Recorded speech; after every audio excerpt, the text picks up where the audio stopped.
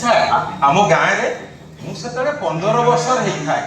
ଦିନେ କଣ ହେଲା ନା ମୁହଁ ସଞ୍ଜ ବେଳେ ଆମ ଘର ପାଖ ଝକାଳିଆ ତେନ୍ତୁଳି ଗଛରେ ବାବୁଦା ଭୂତ ଦେଖା ହାତ ପଡେଇ ଦେଲା ସାର୍। ସୀତାରାମ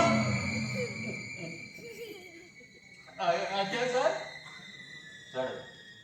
ଆଜ୍ଞା ମୁଁ ଗଲି ସାର୍।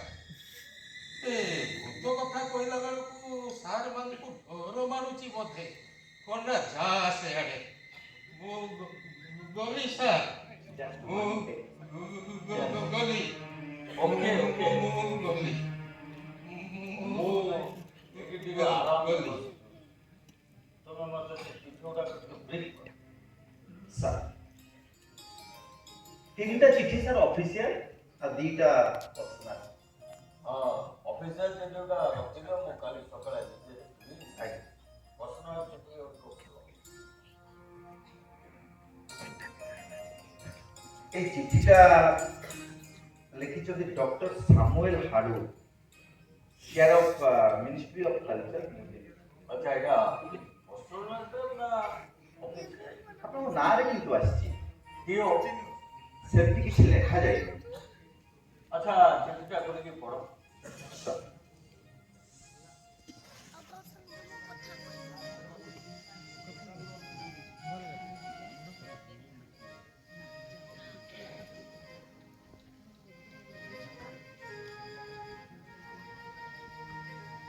ভিতরে দিটা চিঠি স্যার, গোটে আসছি কলচরাল ডিপার্টমেন্ট সেক্রেটারি को पाखरु ଆଉ ଗୋଟେ ଡକ୍ଟର ସାମୁଏଲ ହାଡୁଡଙ୍କ ପାଖରୁ ତାଙ୍କ ପ୍ୟାର। ସାମୁଏଲ ହାଡୁଡଟା କିଏ? ତାଙ୍କ ନାଁ ତଳେ ଲେଖା ଅଛି research fellow of Oxford university. ଆଚ୍ଛା ସେ ସେଟା ପଢିକି ଦେଖ ମୋ ପାଖରେ କଣ କାମ। ଡକ୍ଟର ହାଡୁଡ ଇଣ୍ଡୋଲୋଜିରେ ପିଏଚଡି କରିସାରି ଏବେ ପୂର୍ବ ଭାରତର ଧର୍ମ ଦର୍ଶନ ଓ ସଂସ୍କୃତି ଉପରେ କ'ଣ ଗୋଟେ ଗବେଷଣା ଚଲେଇଛନ୍ତି।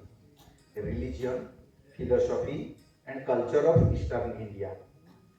ସେ ଅଞ୍ଚଳରେ କିଛି ଗୋଟେ ରହସ୍ୟମୟ ବିଷୟରେ ପ୍ରତ୍ୟକ୍ଷ ଧାରଣା ପାଇଁ କୌଣସି ଗୋଟେ ଆସୁଛନ୍ତି। ରହସ୍ୟମୟ ଆଜ୍ଞା ସେ ଲେଖିଛନ୍ତି to study a mysterious cult and a regional tradition of this locality। ଆଶ୍ଚର୍ଯ୍ୟ କଥା, ମୋ ପାଖକୁ କାଲି ସେ ଲେଖିଥିଲେ। ଆପଣ ତାଙ୍କୁ ସବୁ ପ୍ରକାର ସମ୍ଭାବ୍ୟ ସହାନୁଭୂତି ଦେଖାଇବା ପାଇଁ ସେ ବିନୀତ ଅନୁରୋଧ କରିଥିଲେ। ସାହାଯ୍ୟ ସହାନୁଭୂତି।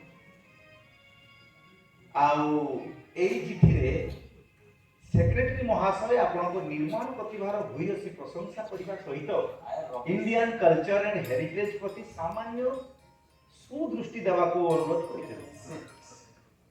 ବଂଶୀ ନଦୀ କୂଳରେ କିଛି ଗୋଟିଏ ପ୍ରାଚୀନ ସଭ୍ୟତା ଥିବାର ସୂଚନା ଡକ୍ଟର ହାଡୁଡଙ୍କୁ ପାଇଛନ୍ତି। ଆଉ ଯଦି ଏ କଥାଟା ସତ ହେଇଥାଏ ଆଉ ଡକ୍ଟର ହାଡୁଡ ଯଦି ଏଇ ରହସ୍ୟ ବିଷୟରେ ଉଦ୍ଘାଟନ କରନ୍ତି, ତେବେ ଆର୍କିଓଲୋଜିକାଲ ସର୍ଭେ ଅଫ ଇଣ୍ଡିଆକୁ ଏ ସମ୍ପର୍କରେ ଜଣାଇବାକୁ ସେକ୍ରେଟାରୀ ମହାଶୟ ଲେଖିଛନ୍ତି। ଆଉ ଡକ୍ଟର ହାଡୁଡଙ୍କର ରହିବା ଓ ଖାଇବାର ସୁବିଧା କରିବାକୁ ଆପଣଙ୍କୁ ବ୍ୟକ୍ତିଗତ ଭାବରେ ଅନୁରୋଧ କରିଛନ୍ତି। ମୁଁ ତ ଏଠି ଗୋଟେ 5 ଷ୍ଟାର ହୋଟେଲ ଖୋଲି ଦେଇଛି ନା, ସେମାନଙ୍କ ରହିବା ଖାଇବା ସବୁ ସୁବିଧା କରିଦେବି। କିଏ ସେ ହାଡୁଡ କି ରହସ୍ୟ ପାଇଛି ଏଠି? ମୁଁ ମୋ ପ୍ରୋଜେକ୍ଟ କାମ କରିବି ତା ସହିତ ରହସ୍ୟ କରିବି। ଆଉ ପୁଣି କ'ଣ ନା ଆର୍କିଓଲୋଜିକାଲ ଡିପାର୍ଟମେଣ୍ଟକୁ ଜଣାଇବି। ସେ ଚିଠିରେ ଚିଠି ଫୋପାଡ଼ି କାହିଁକି ସାର୍? ଥାଉ, କିଏ ଆସୁଛି ଆସୁ। ଆଚ୍ଛା ଏଇ ଚିଠିଟା ଆସିଛି ମିସେସ୍ ସେନାପତିଙ୍କ ପାଖରୁ କଟକରୁ।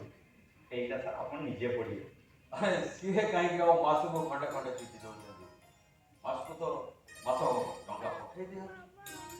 କାହିଁକି ତାଙ୍କ ସଂସ୍ଥା ତାଙ୍କ ପିଲା ତ ଆଚ୍ଛା ସାର୍, ଆପଣ କେବେ ଘରକୁ ଯାଇଥିଲେ କହିବେ? କାହିଁକି କ'ଣ ହେଲା?